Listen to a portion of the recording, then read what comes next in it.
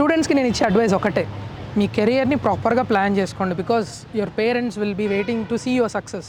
So it is very very important to be successful in life. So అసలు మీకు తెలియట్లేదు అంటే you will find somebody in your life to guide you. So especially నేను ఇది choose చేసుకుంది is just because of Vineeth. So is one of the members here. So ఆయన వల్లే నేను ఇది చూస్ చేసుకున్నాను. So you will find it, are just come down to Bengaluru at Jackson, you will find a good place to study. So that is my suggestion to the students. And coming to the parents, always push your children to their limits. Like వాళ్ళు ఏదైనా అనుకుంటున్నారు వాళ్ళని చేయనివ్వండి, rather than you putting some force. Let's say ఇప్పుడు ఒకటి swimmer అవ్వాలనుకున్నాడు అంటే స్విమ్మింగ్లోకి వెళ్ళనివ్వండి, ఒకటి chess ఆడదాం అనుకున్నాడు అంటే చెస్లోకి వెళ్ళనివ్వండి, రాదర్ దాన్ వాడిని ఫోర్స్ఫుల్గా ఎంబీఏలోనో ఎంటెక్లోనో జాయిన్ చేయకుండా.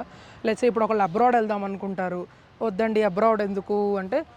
బట్ యూజువల్లీ నేనేమని ఫీల్ అవుతానంటే అబ్రాడ్లో మీకు ఎక్స్పోజర్ పెరుగుతుంది, నలుగురితో మాట్లాడటం రావడం is very very important. Because ఈ మధ్య కమ్యూనికేషన్ ఈజ్ ఎ స్కిల్ అయిపోయింది. ఒకప్పుడు నార్మల్గా marketing is a skill, sales is a skill, AI is a skill. But నన్ను అడిగితే కమ్యూనికేషన్ ఈజ్ ఎ స్కిల్. మాట్లాడగలగడమే ఒక స్కిల్. చాలామందికి మాట్లాడటం రాదు, మరి అది చాలా చాలా నేర్చుకోవాల్సిన విషయం.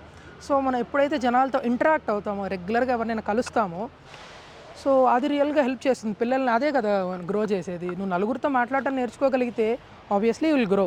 So that is only suggestion that I can give to the parents. ఎప్పుడు మీ పిల్లల్ని ఫోర్స్ చేయకండి దేనికి. If they wanted to do something, let them do. If they are not sure, guide them, that's it.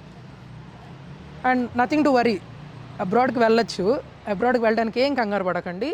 It is just మీ పిల్లలు మంచి ఇంగ్లీష్లో మంచిగా communicate చేయగలిగితే చాలు. అంతకు మించి మీరు ఎక్కువ ఎక్స్పెక్ట్ చేయక్కర్లేదు. బికాజ్ అందరికీ తెలుసు it's not our first language. ఇప్పుడు మనం చూస్తున్నాం మీరు అందరిది కూడా తెలుగు, ఆబ్వియస్లీ నాది Telugu. So first language Telugu అని అందరికీ తెలుసు.